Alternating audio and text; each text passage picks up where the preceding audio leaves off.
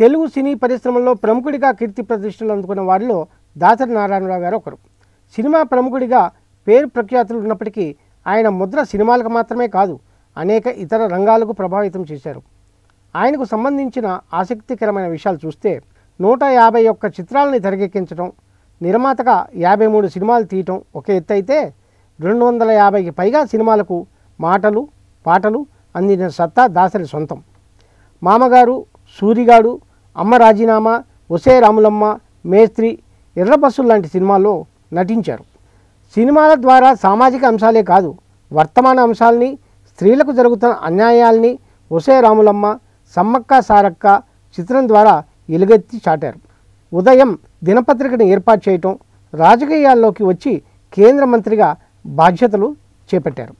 నటుడిగా, పాటల రచయితగా, మాటల రచయితగా, రంగస్థల నటుడిగా గిన్నీస్ బుక్ ఎక్కిన దర్శక నిర్మాతగా ఆయనకు పేరుంది. సినిమా రంగాన్ని పక్కన పెడితే ఆయనలో రాజకీయవేత్త, పాత్రికేయులు, పత్రికాధిపతి, వ్యాస రచయిత, వ్యంగ్య రచయిత ఉండేవారు. దాన్ని బ్రేక్ చేశారు దాసరి. ఇలా బహుముఖంగా పనిచేసిన దాసరి ఒకప్పుడు వడ్రంగి పనిచేసేవారు. అప్పట్లో ఆ పని చేసినందుకు దాసరికి దక్కింది ఎంతో తెలిస్తే అవాక్ అవ్వాల్సిందే. వడ్రంగి పనికి వెళ్ళిన సమయంలో నెల జీతంగా ఆయనకు రూపాయి మాత్రమే. దాసరి కుటుంబానికి ఆస్తిపాస్తులు బాగానే ఉండేవని చెబుతారు. వారి ఫ్యామిలీ పొగాకు వ్యాపారం చేసేది. ఒకసారి గోడౌన్ తగలబట్టడంతో వారి కుటుంబం ఆర్థిక ఇబ్బందుల్లో కూరుకుపోయిందని చెబుతారు. దాసరి తండ్రికి 6 సంతానం, 3 మగపిల్లలు, 3 ఆడపిల్లలు. దాసరి 3వాడు.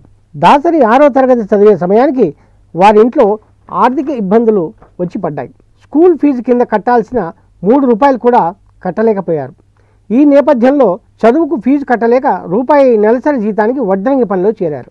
వడ్రంగి పని చేసే సమయంలో ఒక వ్యక్తి చేసిన సాయంతో చదువుకోవటం మొదలెట్టిన దాసరి BA వరకు చదివారు.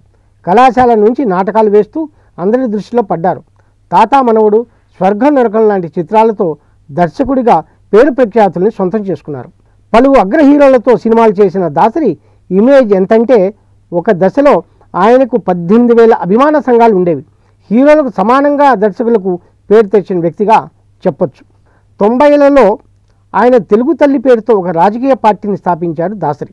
కానీ దాన్ని నడిపించడంలో మాత్రం విఫలమయ్యారు. కాంగ్రెస్ పార్టీకి దగ్గరైన ఆయన చివరి వరకు ఆ పార్టీలోనే ఉన్నారు. ఉదయం పత్రికతో సంచలనం రేపిన దాసరి అప్పటికే అగ్రపత్రికగా ఉన్న ఈనాడుకు సవాలు విసిరిన సత్తా దాసరి సొంతంగా చెప్పొచ్చు.